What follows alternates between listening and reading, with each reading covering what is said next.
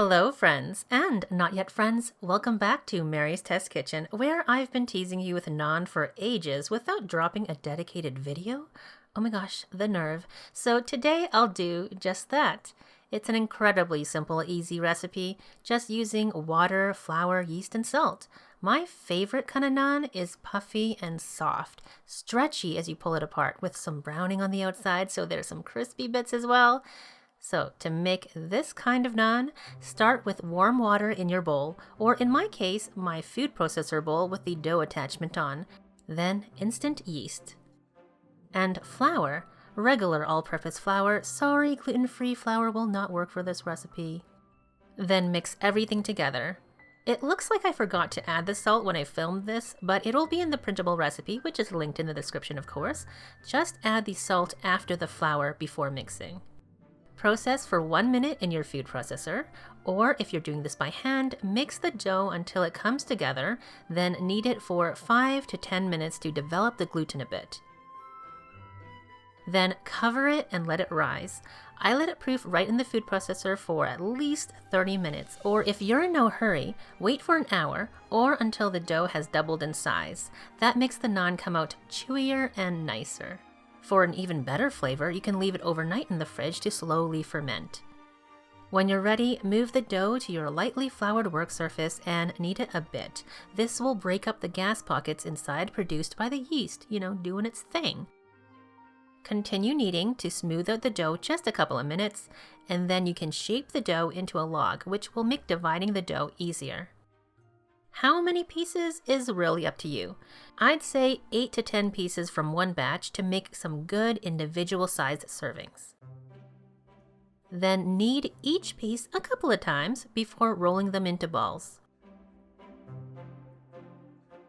When you have your smooth balls, start with the one you made first. Shape the dough flat, gently pulling along the whole piece to stretch it out for a rustic look. This dough also makes great pizzas, by the way. I usually try to make them about a half or a quarter inch thick, somewhere in between there. Not too thin, not too thick. When you have all your pieces flat, preheat your pan. I'm using a non-stick grill pan over medium-high heat. To make sure the pan is hot enough, just drip a couple of drops of water on there, and if it sizzles and evaporates right away, you'll know it's hot enough.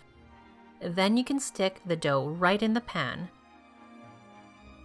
It'll start to puff up in about a half minute or so. Flip it. Give it another half minute and flip again. You might get some bubbling in the middle, and that's nice because it kind of separates the naan like a pita, but with barely proofed dough like this, it doesn't always happen. I have this habit of pressing down the bubbles. I don't think you have to. It's just fun. But be really careful though, as the bubbles might have a hole or two in there and hot steam might vent when you do this.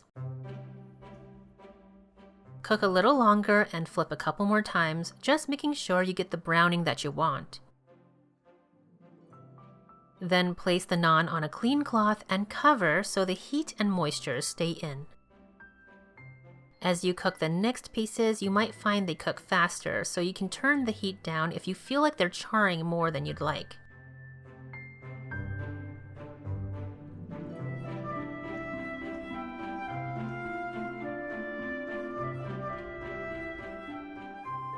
Soon you'll have a pile of hot, steamy, soft naan. Obviously, I had to have a piece for quality control.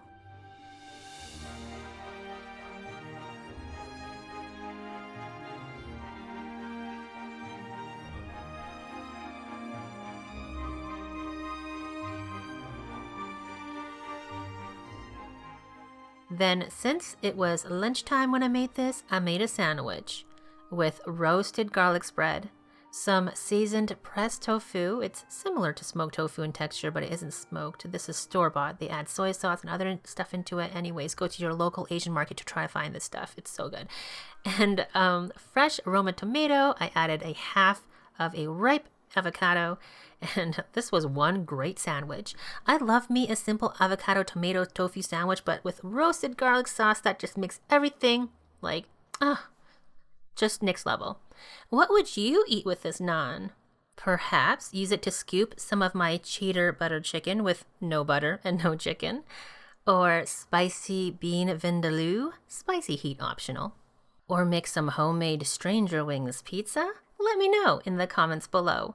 By the way, you might be wondering, where's the yogurt? Yogurt is sometimes added to naan to enrich the dough and add a bit of flavor. And you can certainly add a couple tablespoons of plain vegan yogurt to this dough. Just add it with the water first. And then of course you'll need a few extra tablespoons of flour as well. I hope you liked this recipe. If you did, please give it a thumbs up and subscribe if you haven't already for more easy vegan recipes. Plus, don't forget to get the full printable recipe at marystestkitchen.com. And if you make this recipe, take a pic and tag me on Instagram. I love seeing these recipes out in the wild, and by that I mean like in your kitchens. It really makes my day. For more bread recipes, check out my vegan milk bread, which is basically the cake of bread. It's such a treat. Also, burger season is coming up sort of soon. So you might want to make these flax hamburger buns, which are puffy buns with the added goodness of ground flaxseed. And they're sturdy enough to hold up to the juiciest of burgers. Speaking of which, you could add one of my mushroom bean burgers in there. Or, for the more adventurous, try making my best vegan burgers, which are made of seitan and they're actually juicy. I could go on, but I won't. Thank you so much for watching to the end, my friend. I really appreciate it. Until next time, bye for now.